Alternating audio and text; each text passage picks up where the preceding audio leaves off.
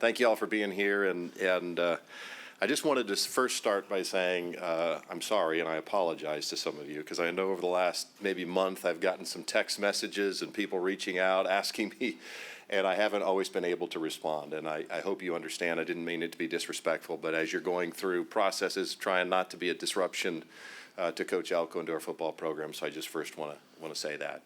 I also want to say just really how proud I am to have the pleasure to get to serve with an amazing athletic department and coaches. Obviously, you just heard from Coach Elko, and the job that he and his staff are doing with our football program is pretty remarkable. But across the board, it's been really fun to watch the game tonight for volleyball, and Coach Morrison that was referenced is going to be really awesome. So to see that all of our programs work really hard in supporting young people and achieving at a high level has really been a great fall so far. We got to keep it going, keep working, doing all the right things, but proud of each of our program and all of our student athletes. With that, we'll start third row on the right side with David. Trev, can you take us through the timeline, how this all kind of unfolded with the timing with Coach Elko getting his and yours kind of similar? When did the talks kind of begin, and take us through that? Yeah, sure. Happy to do that. And I'm not going to give you actually specific dates because I'll probably misspeak, but a lot of these things kind of sort of happen organically. I think, as Mike has always talked about, partnerships are important. At the end of the day, you're sort of just spending some time trying to understand, where is the relationship? How do you feel things are going? Mike and I talk all the time, but I think in about early October, you start seeing, and some of the affirmation of things that we thought was happening. You could see the cultural change. You could see a team that was responding in a way that perhaps maybe hadn't done before, and you saw the team. And I watch the very small nuances of things like, what does spring ball look like? What does fall look like? What is the physicality going to look like? What's the togetherness of the team going to be?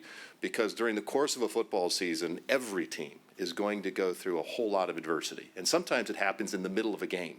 Football is all about momentum. And so when you see our team be able to respond in the moment to some of that type of adversity and the momentum challenge, I think it's an affirmation of the culture. And so initially it's just an easy conversation between two families that kind of talk about, hey, are you still seeing the same things that Angela and I saw when we were looking at Texas A&M? You see the opportunity. You see a place, given the realities of the changes in college athletics and where this thing is going, being an athletic director at a place like Texas A&M, who has always been an incredible honor, right? But in the change and the modernization that's happening, it's probably an even different job. And I mean that in a positive way. Same thing for the football coach. So we started in early October just talking philosophically. At the end of the day, these jobs are hard. And so if there is an alignment between the athletic director and the head football coach, it's hard. And we continue to see things the same way. And so we kind of started there. And ultimately, as we continue talking, Mike and I have enough of a relationship. It's not one of those deals where it's like, hey, go talk to my agent. Come talk to me later. I mean, Mike and I philosophically had a general idea, and the market's sort of the market. That's really an easy thing for me to figure out. And then ultimately, I think there was a couple conversations with Mike, and then I sat down with Mike's agent, and it took about an hour. I mean, generally, when things are meant to be, they're not really hard to get done, right? It just happens sort of organically and simply. Mike wants to be here. Again, not speaking for Mike. But I think, sees the opportunity. We're really fortunate to have him leading our football program. But yeah, I think early October, and then as it kind of materially moves forward, it just felt right and was obvious that we needed to get this done right now. And for you as well? Yeah, similar deal, but at the end of the day, again, right, like you want to make sure, and not just the football coach, but all of your coaches. Look, all of us in these positions, like I'm perfectly imperfect, right? Some people may love working with you, some people might not. But at the end of the day, you're looking for cultural fit. You're looking to make sure that, are we doing the things that you all as coaches need to be successful? I've always believed that, at the end of the day, you have to have a servant leadership perspective in these types of jobs. And, because we're not going to win every game, right, David? As you know, there are going to be times where, so we've really worked hard as a department. Coach Elko's been a leader, but all of our coaches have been leaders about this idea of unity of purpose and being a family and being together. And it's really easy right now, right, when people are winning, to feel good about each other and be part of a family. But there's going to come a time when it's not always so easy. And you're ultimately, that cultural piece that a lot of our coaches are trying to create within their own teams, we need to have as an entire department and have each other's backs. And so, for us, it was never a doubt. I mean, the place has always been and has affirmed what we thought it could be and is a remarkable, remarkable place with a remarkable trajectory. But really what makes this place different is the people. And Kyle Field's incredible, right? But it's the people. And, past leadership here deserves a lot of credit for the type of people that have been brought into this university, and I just get the privilege of getting to work with them. We'll go front row on the right side to Travis and then I'm sorry, that was a Carter. really long answer to a very simple question. Sorry. Hey, Trev. I know a lot of talk about alignment between all the leadership with a new chancellor and interim president. Was there any more challenges in getting any of this done, or was it seemingly in line? No, there really wasn't, Travis. It's a great question. I'm glad you brought that up. I do really want to thank the Board of Regents. There's a whole group of people that are working really, really hard, and it's not just for Texas A&M. It's the entire system. They don't get paid a lot of money to be regents, by the way. In fact, it's zero. Chairman Bob Albritton and Vice Chair Jay Graham really led the way, but all of the regents were just wonderful. We need that type of leadership. We need those folks working together, being unified, which they were. And got to engage with them very early on. Chancellor Hager has been fantastic and very supportive. Interim President Williams, in his short time, has been at a head coaches meeting. He's been at the all-staff meeting. He's met individually with some of our coaches. So we've had the necessary support from leadership, and it's really, really mattered. So I'm glad you brought that up. At the end of the day, if you don't have that type of support, that dialogue, and that sort of just everybody all in, especially with what's happening, as you know, in college athletics, now is not the time to be sitting in silos. Now is the time where everybody is grinding together and putting our very best at the middle of the table to say, what do we do long-term for what's in the best interest of Texas A&M? And that's exactly what happened in this process, and it made me feel, it even affirmed more that this is the right place for the future. This place can become whatever it wants to become, and that's pretty exciting to be a part of that. Of course, there's reports out there that Elko would have been on some wish lists of some different schools. Were you ever approached by any of their schools to talk to them, and how much did any of that play into trying to make sure this got done? Yeah, no, I was never approached by anybody, and this is not a reflection of us doing an extension with Mike Elko to try to play defense from other folks trying to hire our coach. This is a reflection that it didn't take us very long to watch what Mike has done for the program, to recognize that this is exactly the leader that Texas A&M needs to take this program to places it's never been, okay? And so when I look at a lot of different things, first of all, he really wants to be here. And that may not seem like much, but that's really, really important. Nobody's a hostage here, right? Like, he really wants to be here. So all of the things that makes Texas A&M unique, he embraces, which I think is wonderful, he and Michelle and their entire family. But it's the other pieces. And so what I think a lot about is, and I've said this maybe a little bit before, but, I really believe the job of a head football coach at this level in college is just way different than it was 15 to 20 years ago. So the profile of a coach that perhaps would have been very successful, yesteryear, may struggle today. And I believe that Mike has a skill set today. You guys have read, you talked even today about the margins. He's very slim margins. And I think it takes a special person who understands things like complementary football, time of possession, like flipping the field, all those little hidden yardages within the course of a game, and the culture and all those things. And a lot of coaches have that. I'm not saying that Mike's the only one, but Mike has it in spades. And so I think, for me, it was, this is the right coach. This is the person that we need leading this program for a long time, and we need stability. And but yeah, I mean, it's not lost on me. This is about as wild of a coaching carousel as I think we've ever had in college athletics. And now I think Cal has an opening as well, right? So when you think about the number of jobs, I would just tell you, I'm not sure that there's enough coaches to fill all these jobs, right? And so we have an awesome coach. We have a coach that fits our culture spectacularly, and we're just privileged that he and Michelle decided to make this home for a long time. We'll stay on the front row to Carter. Trev, what did you make of what Elko wanted for his assistants, and what do you think that will do for the program, just kind of the resources, not just for him, but for everyone else too? Well, I think it says a lot about his character. I think it says a lot about who he is as a person. You know, Mike's not about Mike. Mike is about Texas A&M and Texas A&M football. That's a really important thing. And I really appreciate that about Mike.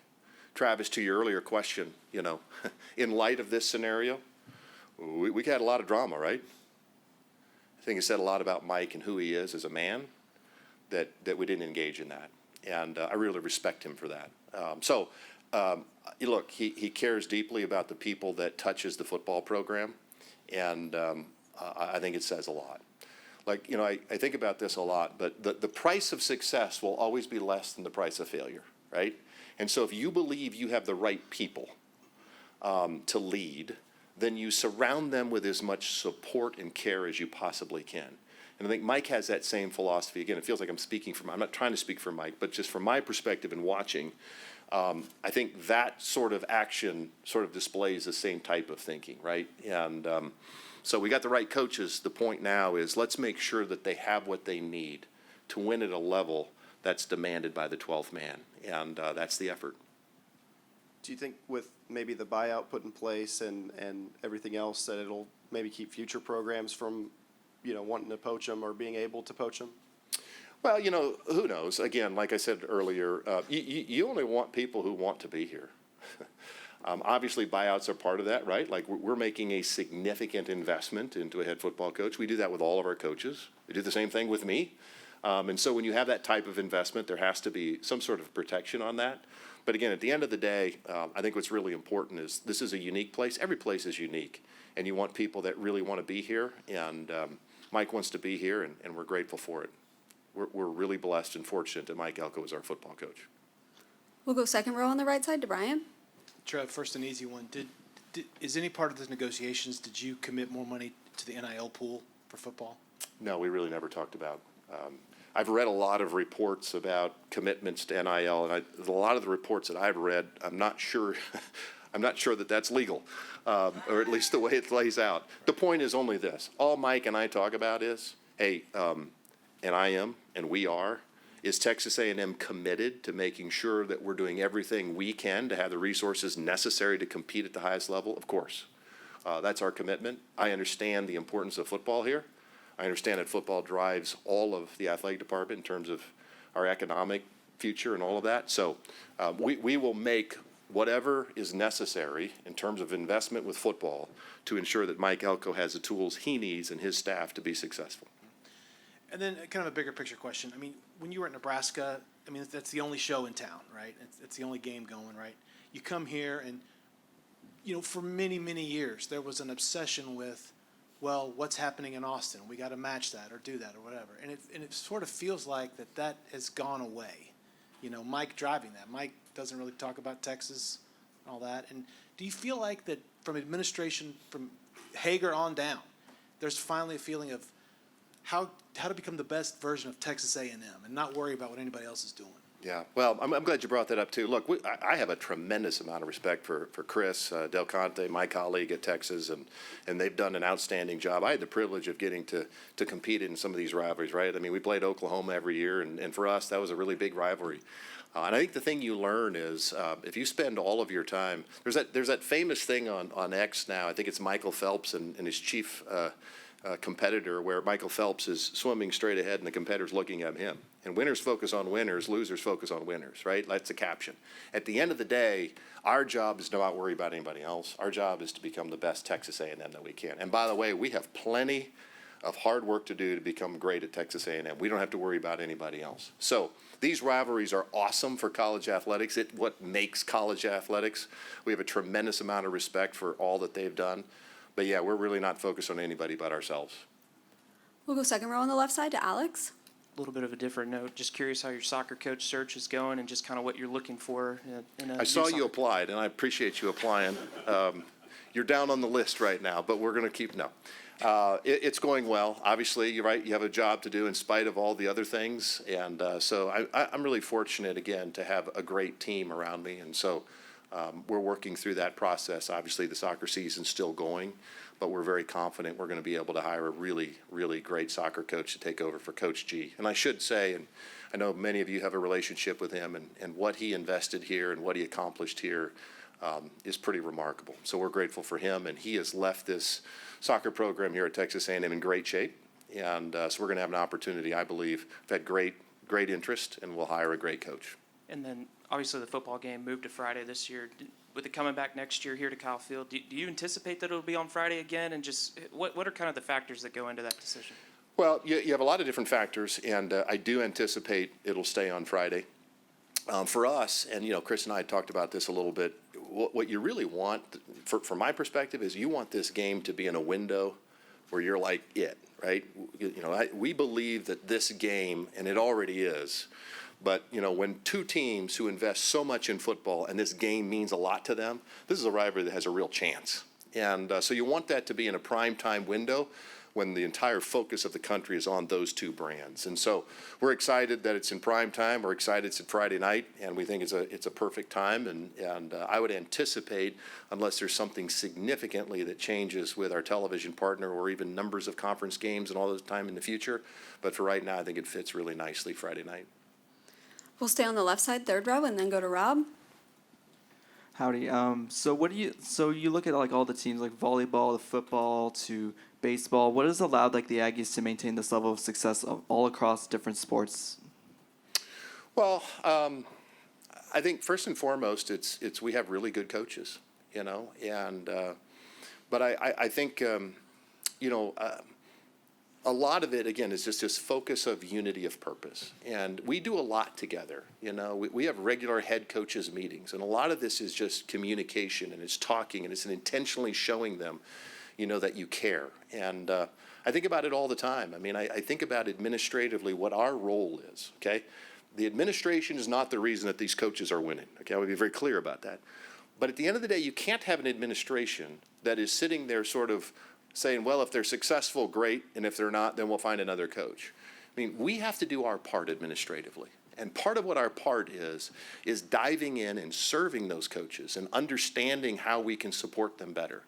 And then when you start, you get this entire culture, and then you get great leaders like Mike Elko, and you get other great leaders like Jamie Morrison, and I don't want to say, I need to say all of our coaches. Next thing you know, the coaches are really supporting each other, right? They're all dealing with some of the same challenges, but I think a lot of it is just spending time together. I'll say another thing. This is probably not going to seem like much to you, but when the Clark Nutrition Center opened and the Adam Sin building opened, it was a game changer. And we tell our donors this all the time. And this is why it's a game changer. Because in a fast-paced college athletics world, where you have different programs all over the university, if you're not careful, you don't even see them. But we have this training table now. We made the conscious decision to take on the added cost to allow our staff, administration, coaches, everybody gets to eat there. And I think that's really contributed to the overall culture of the athletic department. Other student athletes get to see other student athletes. They get to know them. Administrators get to talk to people. So I just think this whole thing kind of flows together in a way, and that's really been an important piece of it too. We'll go fourth row on the left side to Rob. Howdy, Trev. Howdy. In today's society, a head football coach typically doesn't go to a place that's an incentive-based. And just talk about Mike's character, that he was willing to come in here and have an incentive-based contract to show what he could do. Now he's done that. But also I wanted to ask you, there was a picture of his wife signing something. How important was it to get her on board? Well, Michelle's great, and I think she was always on board. No, it's again, these are all things that are very important, though, right? I think just like Angela and I think they have felt very welcomed here. It helps when you're 11-0. Mike had been here in the past, and again, the thing that I think the two of us we talk about is we both see the opportunity here. We both see that this is a place that, with a lot of hard work and a little humility and a lot of humility and no insecurity, if you get everybody buying into something bigger than themselves, this is a place that we can do uncommon things. And in the new reality of college athletics, there are getting fewer and fewer of those athletic departments. There's still others. I'm not suggesting there's not, but it's going to get fewer and fewer. And so you realize how privileged you are to get to be a part of this institution. And so those are just the, we don't talk X's and O's. I mean, Mike's forgotten more football than I'll ever know. It's more just philosophical about, hey, what are you seeing? Are we still, and it's just unwavering. It's just, you just, again, you see the opportunity here, and Mike's the right guy to get us to where we need to go. We'll go third row on the left side to Matthew and then Cease. Thinking back to your first year as the AD at Omaha, did you ever foresee yourself being at the helm of such a big program? No.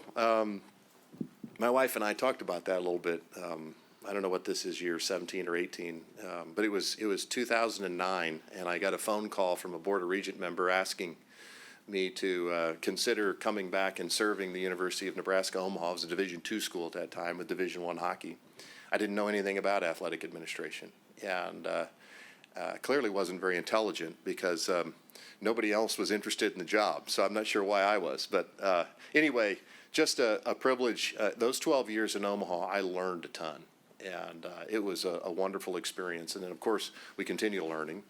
But no, I never had part of the plan, hey, someday we're going to hope to get to College Station and work with the amazing people we have here at Texas A&M. So it's been a real blessing. And then does this year's Aggie football team remind you of any of your Nebraska teams that you were part of? Well, in some respects, when you look at almost any team that have won championships, there might have been a game or two where maybe there were some things that went your way, right, that perhaps ordinarily didn't. That happened a couple times when I played at Nebraska. There was a game we probably should have lost. The ball bounced the right way. But more importantly, it's just, and it's what I so appreciate about Mike. We live in a society that's so results-oriented. Hey, we want to win a national championship in football. Well, of course we do. But nobody wants to talk about the process and the investment that actually needs to be made to get that outcome. So we become very outcome-focused rather than the process. Mike doesn't spend a lot of time thinking about, and to be honest, in my time in playing, Coach Osborne never talked about winning. Ever. We never talked about winning. It was always about how are you practicing. It was always the little things, right? The things that people, and that's, again, why I have such confidence in Mike, is his focus on those granular details and the margins are what's going to separate schools going forward. And there's still a growth process, right, for our roster and everything else. But Mike is just really focused on having a tough, physical football team that wins the line of scrimmage. And you have to put the football team in tough situations in practice, because guess what? If you never go through it in practice and you get into the game, how do you respond? So a lot of how you've seen our team respond, that wasn't because of something that happened at halftime. That was fall camp. That was spring ball. And that's the cultural piece that I think Mike has such a knack for and a feel for that I think is elite compared to some of his colleagues. We'll go front row on the left side to Cease. What's the biggest challenge facing Texas A&M athletics, and is that the same challenge you see for college athletics in general? Wow, what a great question. It's not your first time asking questions, is it? Biggest challenge, I would say, what I'm going to keep pushing here is, is for this unity of purpose, right? Like at the end of the day, individual either programs, entities, or other things can have real excellence in and of themselves. But I think that the programs and the universities that ultimately go to win championships and multiple championships find a way to challenge themselves to say, it isn't about me. Let's be part of something bigger than ourselves.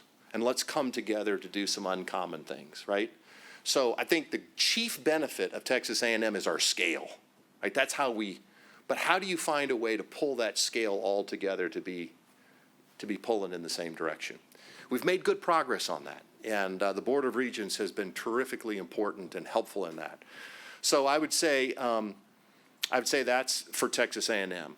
The biggest challenge more broadly across college athletics is just the chaos, right? It's just, every day you're going to get up, you're going to read another story. We're on the 1 yard line on getting the participation agreement signed. And do you still feel like we're on the 1 yard line? Right? So I think at the end of the day, there's going to be a lot of noise. Who does a better job of staying focused on the task at hand? Let the noise be the noise. Don't respond to the noise. Stay unified, stay together as a team, and just keep your head down and work. We don't need to talk all the time. We just need to work. Do the fundamental things that lead to winning in every sport. And don't talk about it, just do the work. And I think if we continue staying focused on that, all this other chaos will be around us, but Texas A&M, in spite of whatever happens, I believe is going to be fine. We'll go back to the third row on the left side. So for you as the AD, what do you believe are going to be the qualities needed as Texas A&M goes and selects their next president in order to maintain the success of Texas A&M athletics? Well, that's a tough question from the athletic director, but a good question. These are really complex jobs to be presidents of universities today, right? I mean, when you think about, I think sometimes my job's a little complex. Well, we're basically a $300 million annual enterprise. What if you were leading a $3 billion enterprise, right? So the complexities of running the business of the university, of course, there's the politics of the university, there's a lot of different things. So I think, again, my belief has always been in these types of jobs is it's a servant leader. It's somebody who sees the opportunity at Texas A&M of being an elite university. My goodness, just dive in a little bit to outside of football 11-0. Just forget athletics for a minute. Look at our university in terms of its academic profile, in terms of the number of people that want to come to school here, our endowment, our research expenditures. I mean, this is a university that has been on the move. I just feel burdened about, as a leader of the athletic department, we need to do our part, right? Because I believe winning at the highest level and reflecting the values of Texas A&M through athletics as the front porch and the brand investment of the institution will change this place, even for the better. So the next president, he or she is going to have the greatest gift you could ever have to get to be the president of a place like this. But you have to be a willing listener. You can't have all the answers. You have to listen, you have to be collaborative, and you have to be a servant leader. And I'm really confident in Chancellor Hager and the Board of Regents that they'll find a great leader. We'll go second row on the right side to Brian to wrap us up. Sure, you're talking about challenges in athletics right now. I mean, one of the biggest ones from an administrative standpoint is donor fatigue will become very real at a certain point. I mean, it's easy when it's 11-0, money should be rolling in like crazy, but that won't always be the case. And so how do you think about revenue generation in this era where theoretically the numbers should only go up of what is going to be required to field a competitive team, and yet your donor base is going to be like, there's going to come a point where they throw up their hands and go, enough. Yeah, no, it's an absolutely wonderful question, and it's a hard one. Because at the end of the day, there is a cost to all of this, right? So our job is to do the very best that we can. First, to be good stewards of the resources, that the 12th man has given us. Number two, we cannot create a business strategy on the backs of our students or our supporters, and the 12th man and our ticket, purchasers and donors. And by the way, as you mentioned, when you think about prior to the House settlement with all the collectives, we've asked our donors, right? And so much of what you're seeing in some of our roster, those have been donors that have helped us. And so the fatigue is real. So our job is we've got to run a great business. We have to run a disciplined, accountable business strategy that ultimately leads to that type of success. And so we'll have to invest in certain areas that perhaps maybe we haven't before, and then perhaps we won't be able to invest in some areas as much as we'd have liked. But I will tell you what really excites me right now is that I get to stand in front of every one of our head coaches. And Texas A&M does not have a strategy that says, well, we're going to tier our program. So we're only going to invest in football. And we are trying to create a strategy where every single one of our programs can win a national championship. Now, And I've been very transparent with our coaches. There could be a day where maybe that isn't the case, that we can't do that. But today, because of this incredible stadium, and by the way, how about the 12th man? How about the attendance at Kyle Field this year? That stuff is real. And I know the product on the field matters, and it's a big part of it. I think it's also in the game day presentation, how hard our staff works to make sure that people have a great game day experience. I just left a meeting prior to coming here where we all got together. We got to thank all the people. You wouldn't imagine how many people work really hard to make sure that those Saturdays go well. So, and then we got to look at other areas of where we can drive revenue. We need to drive more revenue in men's basketball, right? Like you look at what Jamie and volleyball have done. It'll be a record for the amount of ticket revenue that volleyball has generated this year. And then we've got to look at creative and entrepreneurial ways to drive more revenue. Really excited about our partnership with Playfly as that gets going next summer. We're working on some enterprise solutions, not able to talk about those today, but I think there's some opportunities and ideas about how we, again, monetize in ways, ideas and stuff that we haven't done previously. We haven't been forced to in college athletics. So it's just this really interesting dilemma, right? Where we are an athletic department that is here to support young people, to help them get college degrees. On the other hand, there's a cost to that. And with rev share, you better run a pretty good business or you're going to be in trouble. So, sorry. That's all we have. Thank you, Trev. We good? Thank you all.